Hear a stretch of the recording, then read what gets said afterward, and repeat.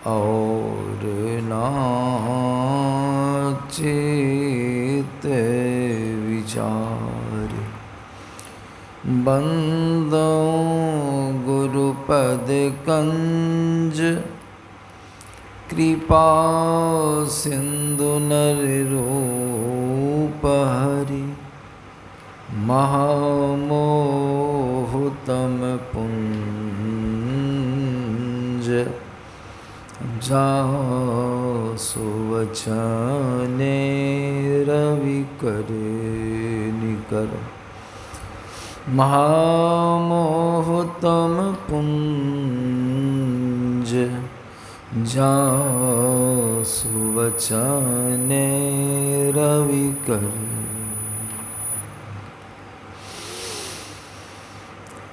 उपस्थित धर्म प्रेमी सज्जन वृंद तथा माताओं एवं बहनों, अभी के सत्संग में हम लोग पाठ श्रवण किए हैं कठोपनिषद से। उसमें सुने कहा गया है कि उत्तिष्ठत जाग्रत प्राप्य वरान्निबोधत। कहते हैं कि उठो,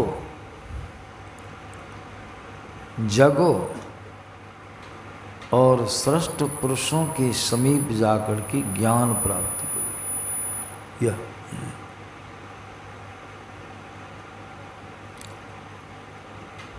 उठो जगो। हम लोग बाहर में उठते हैं तो पहले जगते हैं। कोई सोया हुआ आदमी है, लेटा हुआ है, पसरा हुआ है, तो उसको उठाते हैं, जगाते हैं। पहले उठाना मैंने वहाँ जगाना हुआ, उठाना मैंने जगाना, उसको उठाते हैं। किसको उठाते हैं? शरीर के उठने से नहीं होगा। शरीर कैसे उठेगा? शरीर की संभाल कौन करता है? जीव। आज जीव सोया हुआ है, कहाँ में है? कंठ में है, हृदय में है। तो जगाते हैं, यहाँ भी है। जब जगेगा तभी न उठेगा। बाहर में है, पहले जगेगा, जगाते हैं, जीव जगता है। कहाँ आके जगता है कहाँ वह? या तो हृदय में है, या कंठ में है, स्वप्न देखता होगा, या गहरी नींद में है। उसको धक्का देते हैं, जगो जगो जगो। वहाँ भी वो जगता है और तब जाकर के उठता है, बैठता है, जो काम करने का करता है। लेकिन जगने की दिशा किधर हुई? किधर जगता है? सोने की दिशा नीचे, दोनों आँख से नीचे सोने की दिशा है, और दोनों आँखों से ऊपर या हृदय चक्र से ऊपर आँख तक ये बाह्य जागरण की दिशा है। बाहरी जागरण, संसारिक जागरण, पंचभौतिक जागरण। पंचभौतिक जगत में हम जगते हैं। तो कोई उठाता है तो जीव जगा, जग गया। जगा कहाँ? आँख में आकर के जग गया। पंचभौतिक जगत का ज्ञान उसको होने लग गया। सब पंच विषयों का ज्ञान होने लग गया। जग जाते हैं। दुकान का ज्ञान, खेत खलिहान का ज्ञान हो जाता है। यह जागरण अभी हम जगे हैं। यही जागरण है अभी। ये पंचभौतिक जगत में हम सजग हुए हैं, जगे हैं। यहाँ पहले जगे और तब न उठे। शरीर को खड़ा किए, उठ के बैठे, लेकिन पहले आप जगे। लेकिन यह जो ऋषि लोग कहते हैं कि जगे तो सही हैं, जग तो गए, लेकिन जगने पर भी हम और आप सब अचेत अवस्था में हैं। जगह हैं दोनों आँखों के बीच में आए। जागृत अवस्था में जीव का वासा कहाँ होता है? दोनों नेत्र के मध्य में जगह हैं, जगह हैं, सब काम काज कर रहे हैं। लेकिन संतों के ज्ञान में आया है कि यह जगह जरूर है लेकिन ज्ञान में नहीं है, अज्ञान की अवस्था में। यह अच्छा जागरण, पूर्ण जागरण नहीं हुआ। इसीलिए संतों की वाणियों में आप श्रवण करते हैं जगह जरूर है लेकिन रुख किधर है, ख्याल किधर है हम लोगों का, मन किधर रमा हुआ है, मन किधर लगा हुआ है? असत्य पदार्थ की ओर मन कहाँ लगा हुआ? असत्य चीज़ों में, माया में, पंच विषयों में। इसीलिए यह जो जगह है इस जागरण को संतों के ज्ञान में कहा गया है कि माया मुख जागे सब है, एक दो नहीं, सब जगह है। जगह तो जरूर है लेकिन मुंह किधर है हम लोगों का, रुख किधर है? माया की तरफ, नाशवान पदार्थ में मन लगा हुआ है। यह संत लोग कहते हैं वास्तविक जागरण नहीं हुआ। जगह सही है लेकिन आपका मन तो वहाँ लगा हुआ है जहाँ लगे रहने से आप 84 के शरीर चक्र में चले जाएंगे, जम के जाल में बस जाएंगे। इसीलिए कह दिया संतों ने कि माया मुख जागे सब है, सो सूता कर जान, दरिया जागे ब्रह्म दिशी सो जागा। ब्रह्म की दिशा में जो चलता है वह जग गया। ब्रह्म की दिशा किधर है? ब्रह्म तो हर जगह है लेकिन वहाँ तक जाने की दिशा क्या है? पिंड से ब्रह्मांड की ओर, नीचे से ऊपर की ओर, स्थूलता से सूक्ष्मता की ओर, तो ब्रह्म की दिशा है।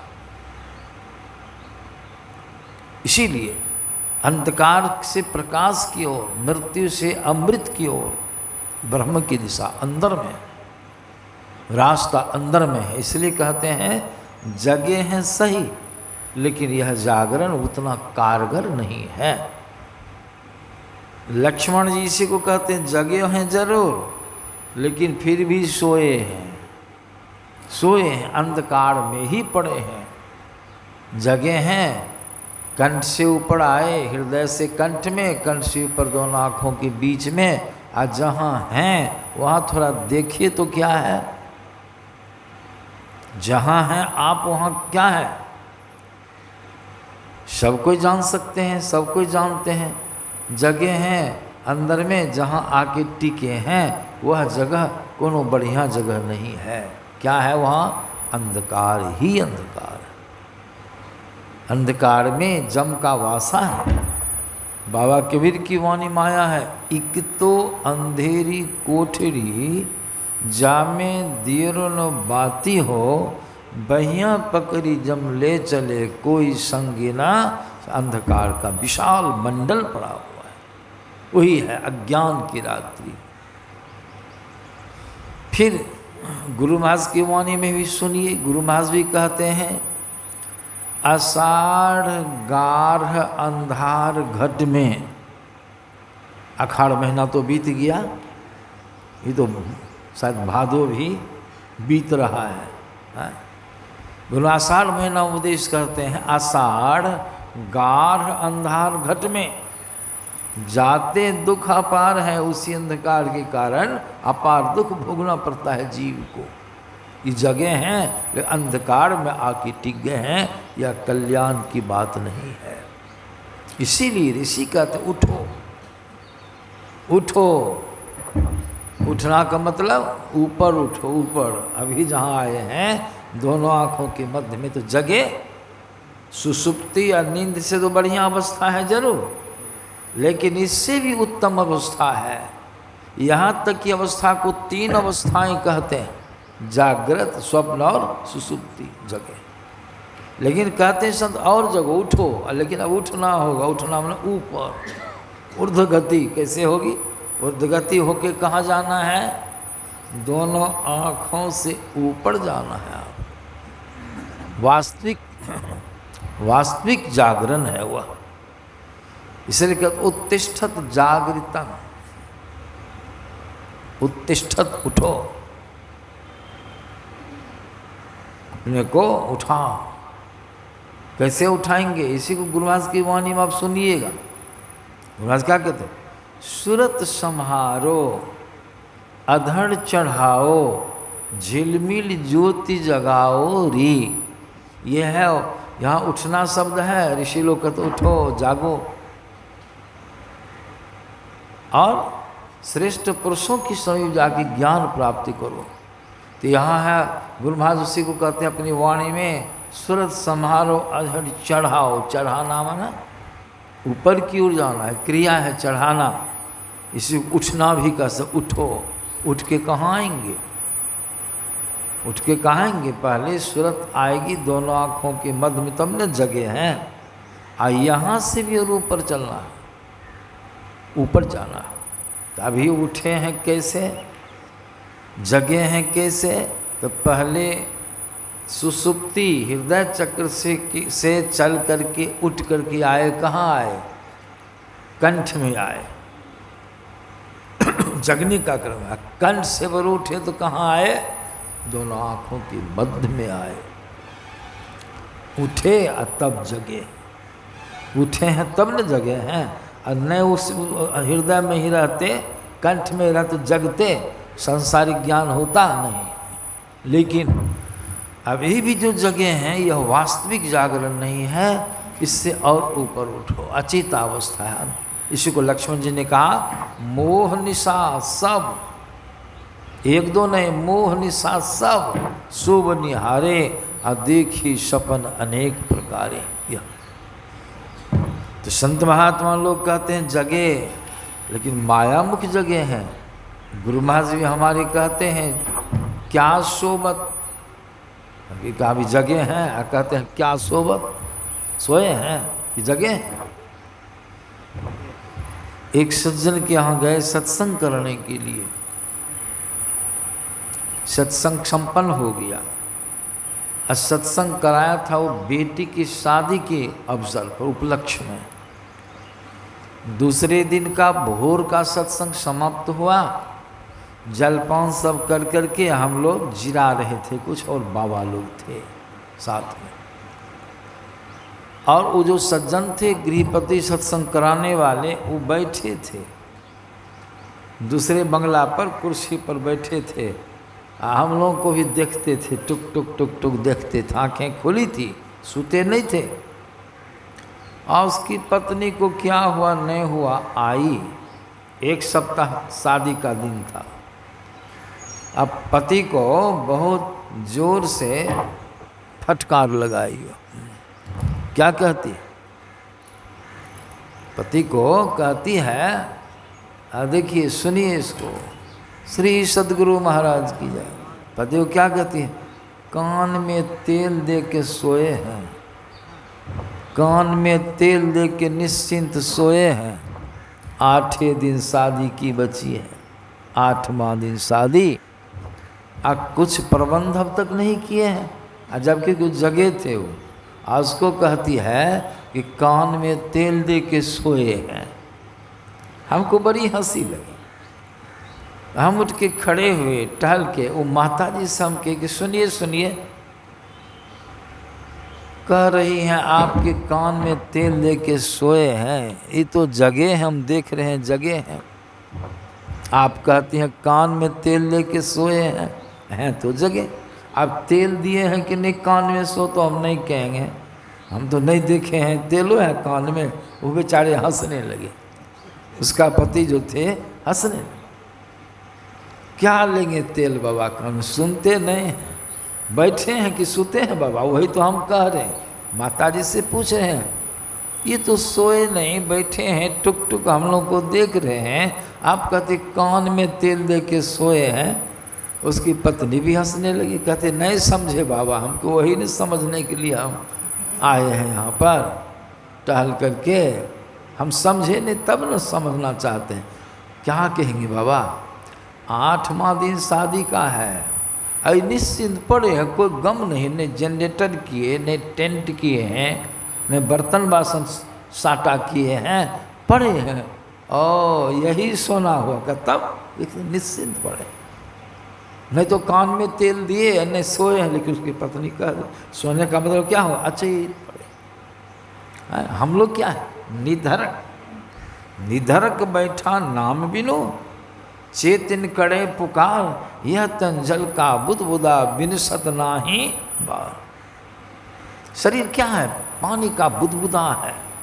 वर्षा होती है, ओलती से पानी गिरता है, और देखते हैं ना फफोले बनते हैं, फफोले बने बिगड़े, बने बिगड़ा, बना बिगड़ा, बना बिगड़ा ही है, ये बना है बिगड़ जाएगा। इसीलिए ऋषि कहते हैं उठो जगो और श्रेष्ठ पुरुषों के पास। और श्रेष्ठ पुरुष कौन है? श्रेष्ठ पुरुष किसको कहते हैं? श्रेष्ठ जो उम्र में बड़े हैं, सबसे श्रेष्ठ भाई उम्र में नहीं। यहाँ श्रेष्ठ पुरुष का मतलब हुआ जो 5 पापों से अलग हैं, जो ईश्वर भक्ति में निपुण हैं, साधन भजन योग साधना करते हैं, जिनके पास आत्मज्ञान है, वे हुए श्रेष्ठ पुरुष। उस श्रेष्ठ पुरुष के पास जाओ, ज्ञान प्राप्त करो। कौन ज्ञान प्राप्त करो? ईश्वर का, आत्मा का ज्ञान। आप कौन हैं? यही ज्ञान पूछा था नचिकेता ने जमराज से। नचिकेता की हालत खराब हो गई जमराज की। नचिकेता ने पूछा था, अभी प्रवचन में भी सुन रहे थे आप, समझे? जमराज ने कहा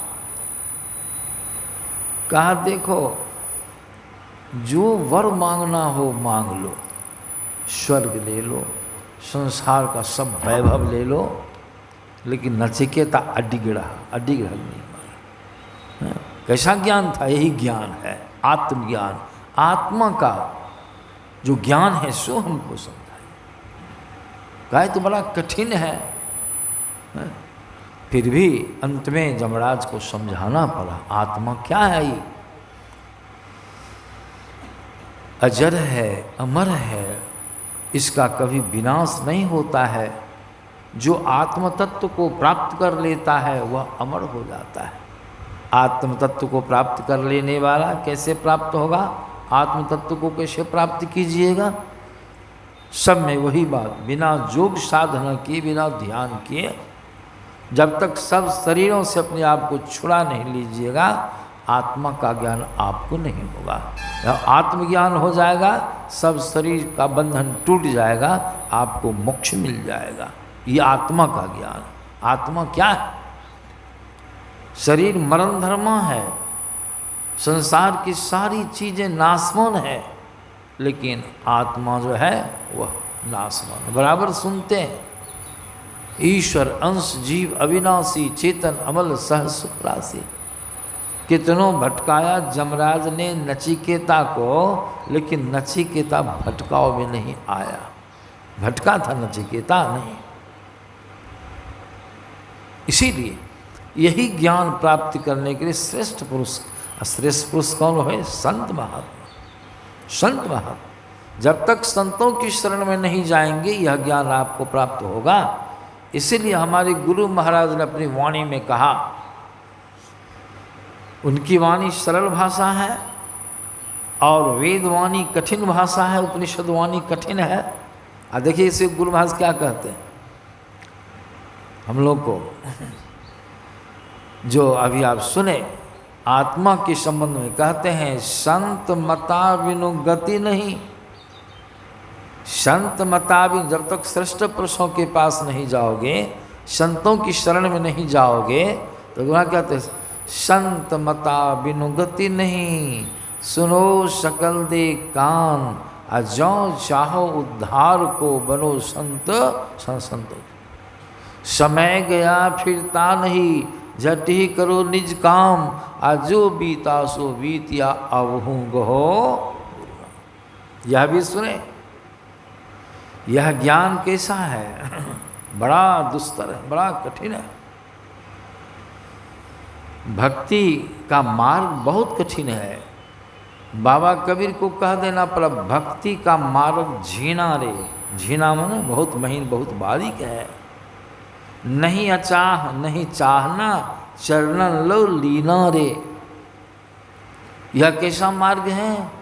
आत्मज्ञान प्राप्त करने का मार्ग कैसा? सुने, छुरे की धार से भी तीक्ष्ण है, दुस्तर है। छुरा तलवार, तलवार देखे हैं ना, सब कोई देखे हैं। अब कहीं तलवार पर कोई चल सकेगा? बहुत सतर्कता से चले, आइए कर दी डगमग तो पैर कट जाएगा। उसी प्रकार यह जो मार्ग है बहुत तीक्ष्ण है, बहुत दुस्तर है, बहुत बारीक है। कैसा मार्ग है यह? इस मार्ग पर आपका पैर नहीं चलेगा। अंदर का जो मार्ग है, आत्मज्ञान प्राप्त करने का जो रास्ता है, परमात्मा का दर्शन करने का जो रास्ता है, वो कैसा? बहुत विलक्षण। और उस पर आपका पैर नहीं चलेगा। कौन चलेगा? आप ही चलिएगा। वह भी सूक्ष्म, आप भी सूक्ष्म। बाबा कबीर की वाणी माया है, इसको उन्होंने दर्शाया। बिन पावन की राह है, बिन पावन की राह है, अब बिनु बस्ती का देश, बिना पिंड का पथ कबीर संदेश। कैसा रहा है? आपका पाँव नहीं चलेगा। इसलिए बाबा कबीर कहते हैं बिन पावन की राह है, बिन बस्ती का देश, बिना पिंड का पुरुष है, कहत कबीर संदेश। अब गुरु महाराज की वाणी में सुनिएगा इसी को। गुरु महाराज क्या कहते हैं? योग हृदय बित केंद्र बिंदु सुख सिंधु की खिड़की अति न्यारी।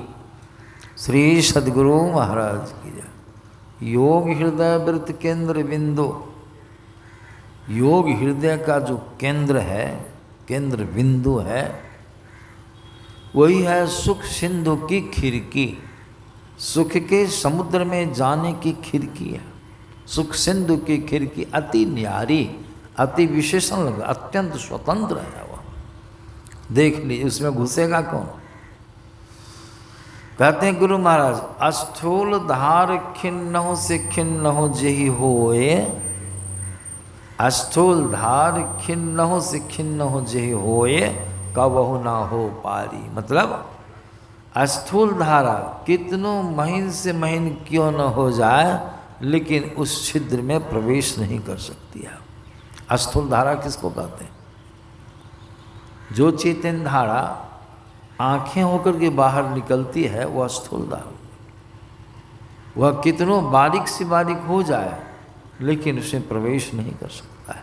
सब इंद्रियों से होकर के धारा बाहर निकलती है। अस्थूल धार खिन्नौ से खिन्नौ जई होय, कबहु ना हो पारी। तब उसमें कौन जाएगा?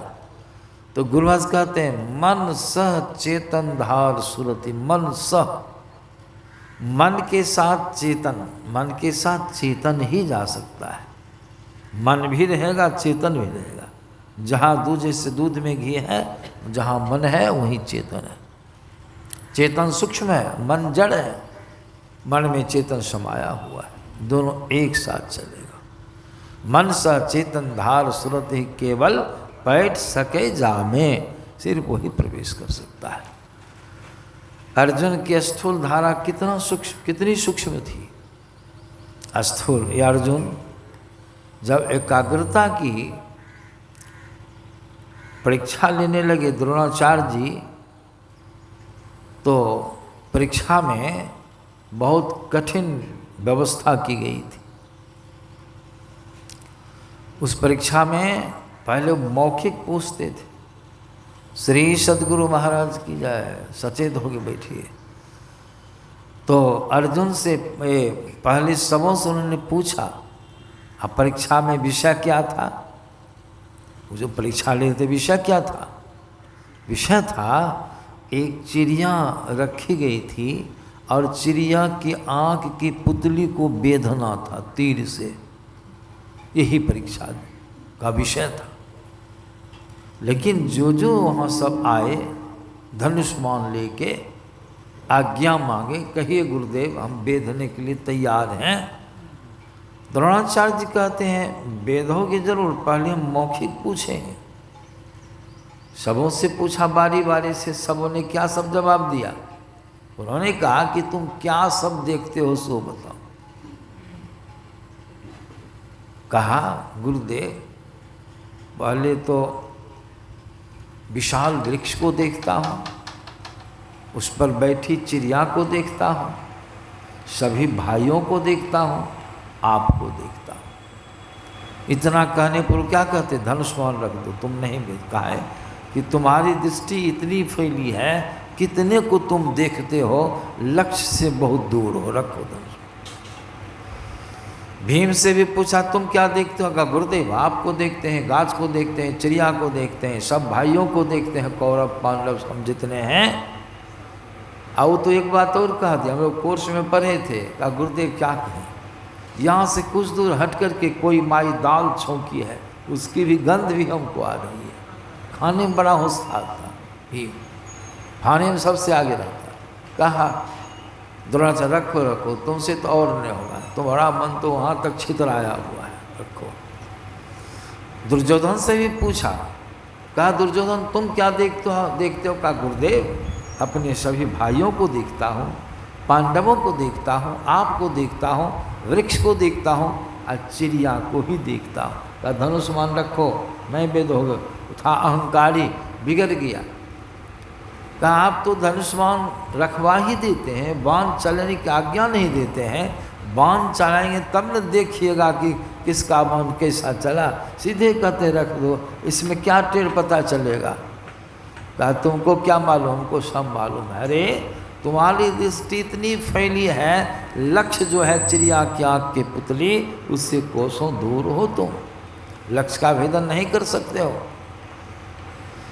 अंत में शिक्षक लोग भी, जो विद्यार्थी तेज होता है उससे अंत में पूछते हैं, अर्जुन को बुलाया, कहा अर्जुन तुम क्या देखते हो, कहा गुरुदेव मैं तो कुछ भी नहीं देखता हूँ। द्रोणाचार्य जी महाराज ने कहा कुछ तो जरूर देखता होगा। अर्जुन ने कहा था मैं सिर्फ चिड़िया की आँख की पुतली को देखता हूँ। अब देखिए उसका लक्ष्य कैसा था, दृष्टि कितनी सिमटी थी, स्थूल धारा बहुत सूक्ष्म थी। द्रोणाचार्य ने कहा बेटा धन्य हो तुम, चलाओ बाण, अवश्य ही लक्ष्य का भेदन करोगे। बाण चले आ, लक्ष्य का भेदन हो गया, भेद हो गया। मतलब क्या हुआ, स्थूल धार खिन्नहों से खिन्न हो जय होए। किसी के स्थूल धारा इतना महीन से महीन हो जाए, फिर भी हो कबहु ना हो पाड़ी, उसमें अंदर में जो दसवां द्वार है, सुखोना है, उसमें जो छिद्र है, उसमें प्रवेश नहीं कर सकता है। इसमें बारीक चाहिए, वह मार्ग ऐसा है। इसीलिए संत महात्मा लोग कहते हैं अपने को सूक्ष्म करो। कहा गया है मन महीन कर लीजिए जब पीऊ लागे हाथ। जब तक मन को महीन नहीं करेंगे उसमें, वह मार्ग ऐसा दुस्तर है, इतना विकट है, इतना कठिन है, उसमें सब प्रवेश नहीं पा सकता है। चौड़ा है वह फाटक जिसमें सब प्रवेश करते हैं, लेकिन वह फाटक जो मोक्ष को पहुंचाता है,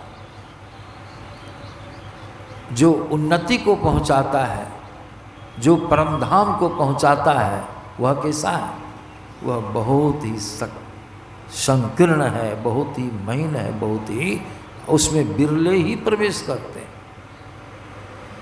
उस फाटक में कोई बिरले, इसी को बाबा कबीर कहते हैं 12 मास बुंद वहाँ वर्षे, रैन दिवस जहाँ लखी न पड़े, बिरला समुझ पड़े वही गलियन बहुरी न प्राणी देह। वह गली, वह रास्ता ऐसा बिरले पुरुष पर प्रवेश करते हैं। वह सकेत नहीं है, वह फैला नहीं है, फैलाव में नहीं, सकेत है वह फाटक जो कल्याण को पहुंचाता है, मोक्ष धाम को पहुंचाता है। अब कम ही ऐसे पुरुष हैं उसमें प्रवेश करता है। इसीलिए संत महात्मा लोग कहते हैं वह मार्ग जो है अंतर का मार्ग बहुत दुस्तर है। इसलिए हम लोग जगें। जगने का मतलब यहाँ क्या हुआ, जगने का मतलब दोनों आँखों से ऊपर उठना है। ब्रह्मांड की पहली अवस्था क्या है, तुरीय अवस्था। तुरीयावस्था में जाना सही जागरण है। तुलसीदास जी महाराज की वाणी माया, 13 से 3 अवस्था तजहु, तब भजहु भगवंत, मन कर्म वचन अगोचर, व्यापक व्याप्य अनंत। 13 से 3 अवस्था, जागृत स्वप्न और सुसुप्ति, 13 से 3 अवस्था तजहु, तब भजहु भगवंत, तब वहाँ से भक्ति का शुभारंभ होगा, यहाँ नहीं। यही है जागरण की दिशा।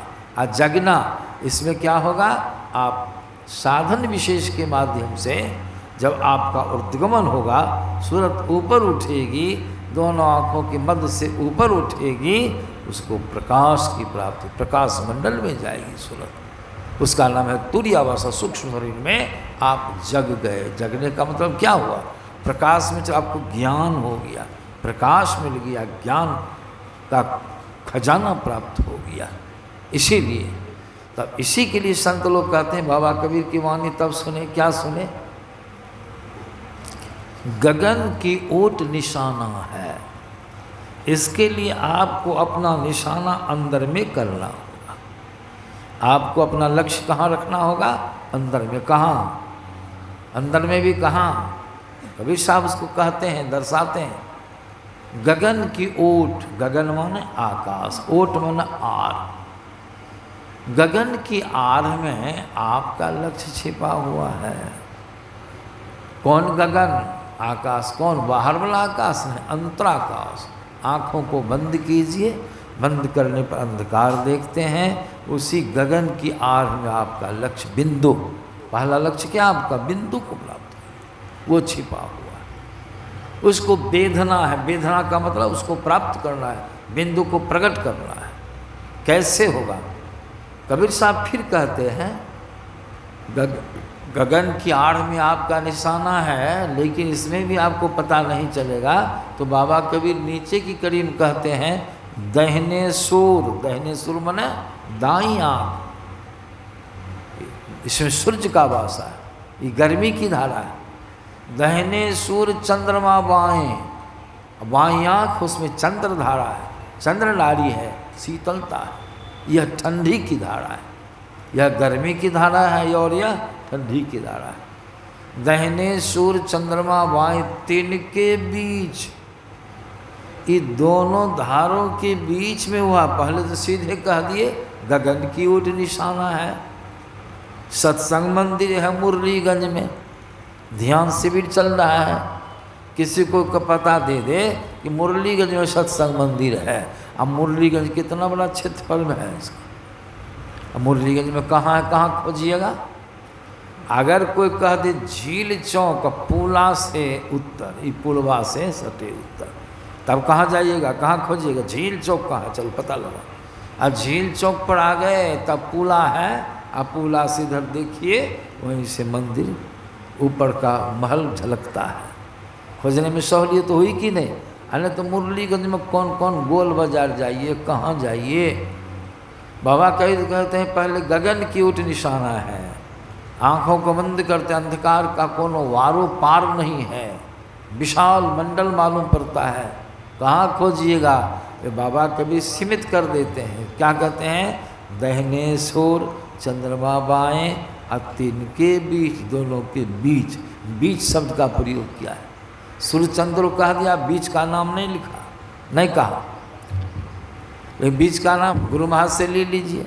गुरु महाराज पदावली क्या कहते हैं, गंग जमुन जुगधार, गंग जमुन जुगधार मध्य ही सरस्वती वही। मध्य में सरस्वती की धारा है। मध्य माने बीच में, बीच में क्या होगा, सरस्वती है। हाँ? गंग जमुधार, गंग जमुन जुगधार मध्य ही सरस्वती वही। लेकिन फूटल मनुष्मा के भाग, मनुष्य का भाग फूट गया है। तीर्थ में, व्रत में, यज्ञ में, जाग में, ये बौख रहा है, भाग फूट गया है। वस्तु है अंदर में, और साथे लेके जहाँ जाते हैं, वृंदावन गए, वो जो है त्रिवेणी का संगम साथे जा रहा है, सुखमना साथे जा रहा है। रास्ता अंदर में है, खोजते हैं बाहर में। इसलिए गुरुवार कहते फुटल मनुष्य के भाग गुरु गम ना ही लही। दोनों आँखों के मध्य में क्या सुख माना है। इसलिए बाबा कबीर कहते हैं दहिने सूर चंद्रमा माए तिनके बीच उसी में आपका लक्ष्य बिंदु छिपा हुआ है। अब कैसे बेधिएगा उसको, उस मार्ग पर कैसे स्थिर होइएगा, कैसे आरूढ़ होइएगा। देखिए कबीर साहब क्या कहते हैं, तन की कमान। अब देखिए धनुष की जरूरी पड़ गई, लक्ष्य को वेधने के लिए तीर धनुष लोग चलाते हैं शिकारी लोग। अब धनुष सत्य पर बाण चलाइए तब न मारिएगा शिकार को, लक्ष्य को वेधिएगा। यहाँ तो तीर धनुष नहीं है, चलेगा। यहाँ का तीर धनुष कैसा है, बाबा कबीर कहते हैं तन की कमान। कमान माने धनुष, धनुष बनाइए शरीर को। देख लीजिए अब शरीर की जरूरी पड़ी ना, अब धनुष कौन बांस का होता है, हम चलाते थे, हम तीर धनुष रखते थे, समझे, बनाते थे, बराबर धनुष बनवाते थे। जो बनाने वाला था मिस्त्री, तो कौन बांस का धनुष होता है बढ़िया, मकोर बांस का। हाँ सही बात, मकोर बांस बहुत अच्छा। अब मकोर बांस में भी, मकोर भी कैसा बांस चाहिए, जुआया हुआ कि खिच्चा, अधपाकल चाहिए, मध्य का चाहिए, उसको जबान कहते हैं, जबान बांस। जबान बांस है उसको अधपाकल कर, अधबैसू उम्र के अधिक, और नीचा खूब बच्चा वो भी। खिच्चा बांस को तानिएगा धनुष से मचक जाएगा, और कड़ा धनुष जो होगा उसको तानिएगा तो पड़पड़ा के उखड़िए जाएगा, चिरक जाएगा। मतलब क्या हुआ, मकोर बांस चाहिए, मनुष्य का शरीर चाहिए, पशु शरीर से होगा मनुष्य का। अब मनुष्य के शरीर में कैसा चाहिए, जवानी में वजन होगा, जवानी में बड़ा मुलायम शरीर, गच गच लिबिएगा, मेरुदंड सीधा रहेगा। अब बुढ़ापा में देखते हैं झुर्री पड़ जाती है, झुर्री, नहीं ठेहुना काम करेगा, नहीं कमर काम, और नहीं गर्दन काम करेगी, सब निरर्थक हो जाए, कुछ हो नहीं सके। इसलिए मकोर बांस और अधरस, अधपका बांस चाहिए, जुआया हुआ नहीं, खिच्चा भी नहीं चाहिए। तो इस तरह से बाबा केवल के तन की कमान और डोरी, डोरी हम लोग लगाते धनुष पर, तैंत लगाते थे। तैंत कहाँ से लाते थे, अब तो प्लास्टिक की डोरी है, संथाल के यहाँ से लाते थे। संथाल सब जो कभी कभी पशु को अपने छीलता था, तो उसके बीच में रीढ़ पर यहाँ से तक तांत लगती है, बहुत मजबूत, गिनते थे वो धनुष में बांध के, यही है उसको तानते थे। अब बाबा कबीर यहाँ कहते हैं वो तैंत वाला नहीं चाहिए डोरी, नहीं प्लास्टिक वाली, नहीं कश्मीरा की। यहाँ की डोरी कैसी है, रोदा उसको कहा गया, तन की कमान सूरत का रोदा, सूरत की डोरी, सुखमन सूरत की डोरी बनाओ, सूरत की डोरी से उसको कसो। सूरत का रोदा, शब्द बाण। अब बाण क्या है, शब्द, नाद अनुसंधान का अभ्यास करते हैं आप, शब्द माना हुआ गुरु से शब्द ले लीजिए। जब एक ध्यान, मानस, मानस जप, मानस ध्यान, दृष्टि साधन, सूरत, सबजोग, चार बाण। अब कबीर साहब क्या कहते हैं, तन की कमान सूरत का रोदा, शब्द बाण ले ताना है। ताना है माना तन करके बैठिए, मेरुदंड को सीधा रखिए, मोड़ के रखिएगा नहीं होगा, जप भी नहीं बनेगा, ध्यान भी नहीं होगा, कोई काम नहीं बनेगा, कष्ट भी रहे, तन की बैठी। सूरत का रोदा शब्द बाण ले ताना है, तब मारत बाण। अब बाण चलाइए, यह बाण चलाने से मतलब हुआ पहला जप कीजिए, ध्यान कीजिए, दृष्टियोग क्रिया कीजिए, और तब शब्द बाण चलाइए, शब्द बाण चलाइए। शब्द युग का अभ्यास की, सूरत शब्द युग का अभ्यास कीजिए, यही है बाण चलाना। मारत बाण फायदा,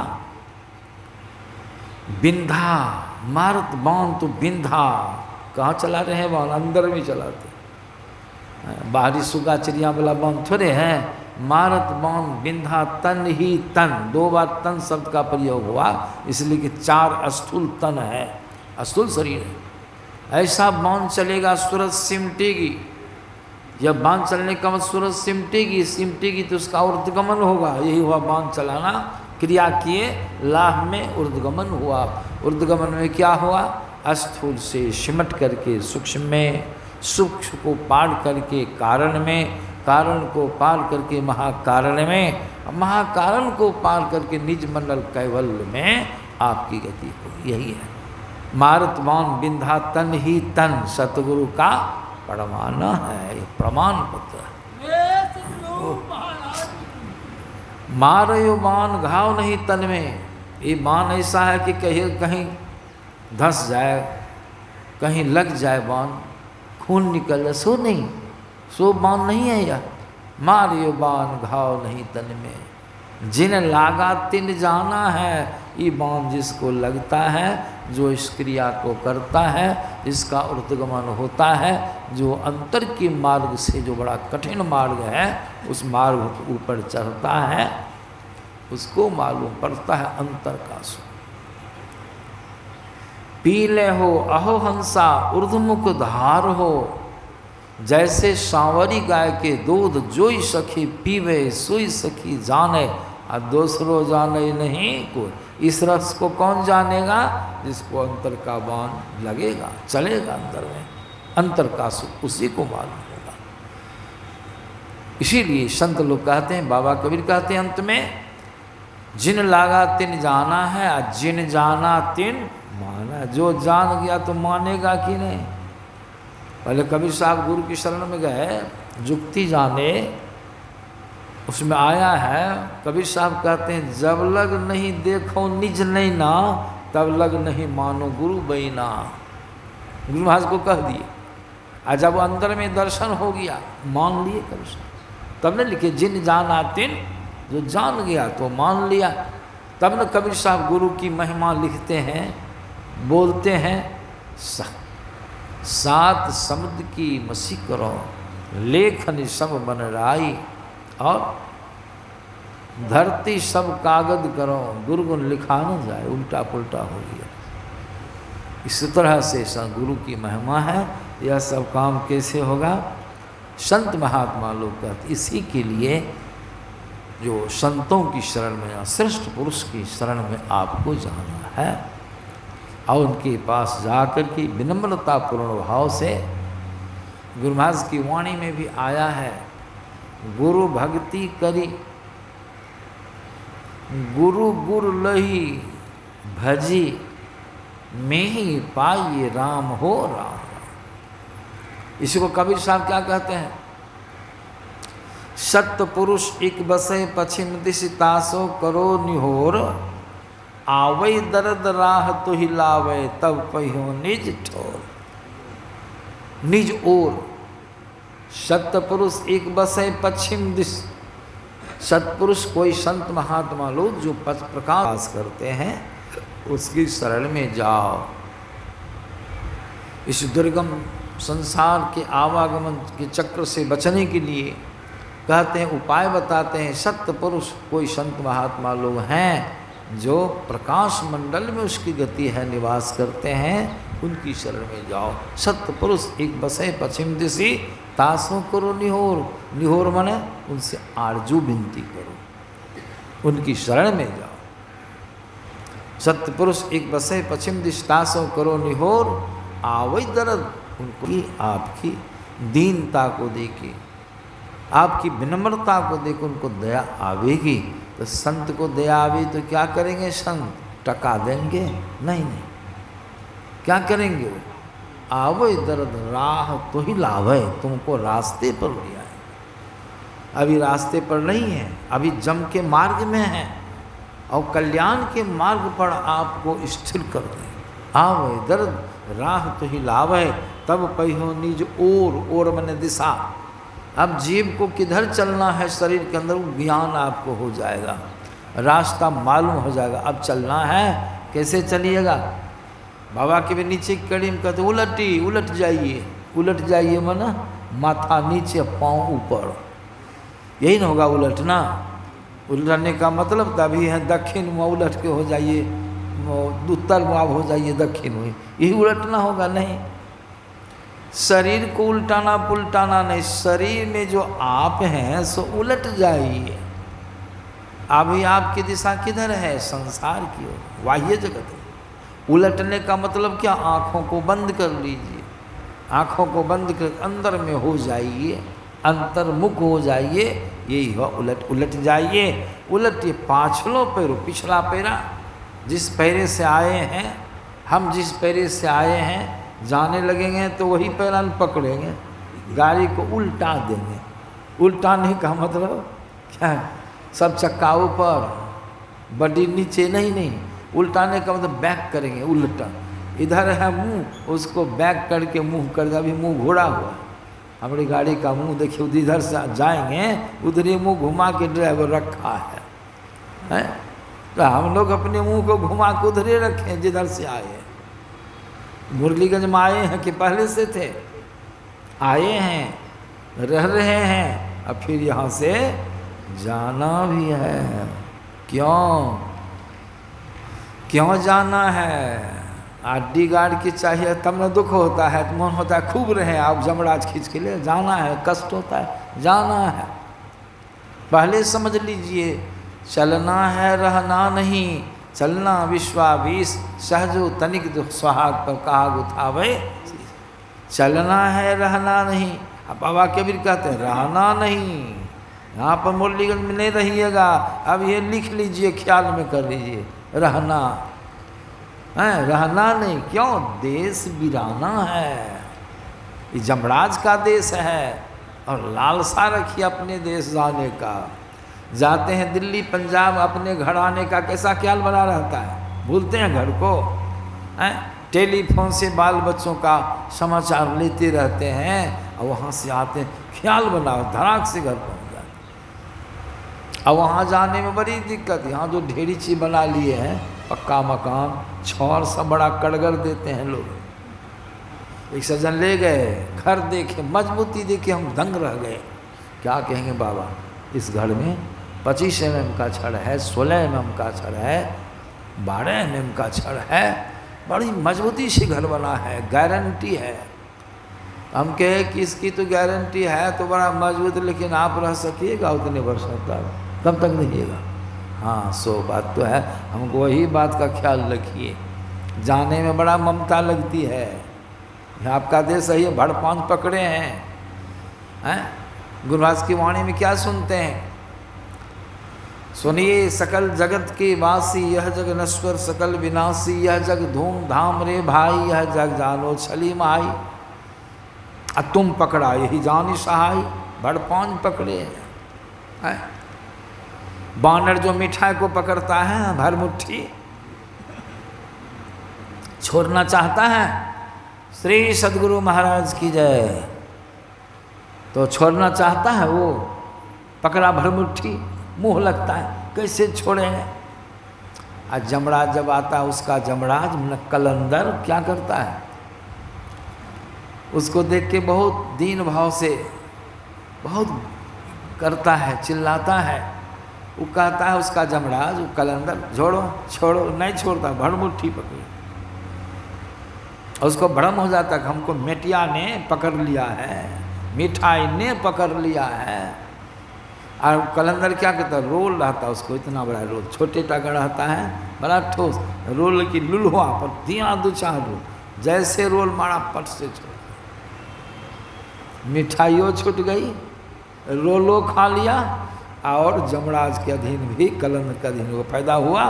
अब बनड़वा पछताता है बंदर, भाग जाते सो बढ़िया, बेकार फेरे में पड़ गए। लेकिन हम सोचे थे मिठाइये ने हमको पकड़ लिया, तो हम ही मिठाई को पकड़े थे, गलती मेरी है, छूटेगा कि नहीं?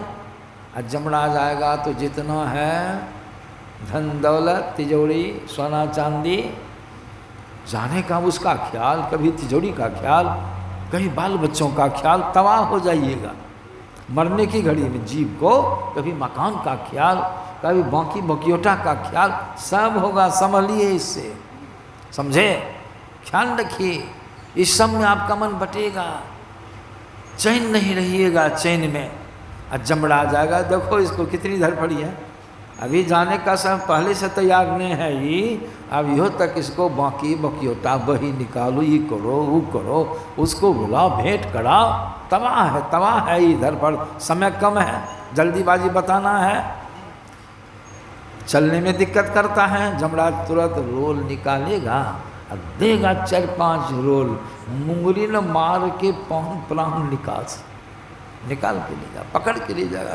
उलट के देखते रहिए, सब छूट गया, सब छूट गया। बेटा पोता भतीजा कितना चुम्मा लेते थे, हाँ भगवान। अब पहले नहीं सुने था, आपका कुछ था भी यहाँ, आए थे तो कुछ लियो का आए थे, नंग धरंग, एक बिस्टी भी नहीं पहने थे, एक कोबिद का कपड़ा भी था शरीर पर। जन्मे 2.5 बाजार माता के पेट से धरती पर गिर गए, कहीं कुछ नहीं कोनो खाता खसरा क्या वाला कुछ था, खतियान कुछ नहीं। यहाँ आगे सब जुट गए, झुट्ठों से पकड़ लिए, आज जाने के समय में तो नसीहत हो जाएगी। नसीहत इसीलिए संत लोग कहते हैं, पहले से सोच के संभल के रहो, सबसे आसक्ति तोड़ के रहो, प्रभु का भजन करो, सुमिरन करो, पंचशील का पालन करो, सत्संग में रत रहो, यही मजबूत गढ़ है। इसको पकड़ के, इसको पकड़ो, इस साथ नहीं छोड़ेगा और सब साथ छोड़ देगा आपका। कल्याण की बात है, इसलिए इस पर ध्यान दीजिए, उस मुताबिक चलिए, थोड़ा थोड़ा सत्संग ध्यान कीजिए, आपका शुभ होगा, कल्याण होगा। इन्हीं शब्दों के साथ श्री सद्गुरु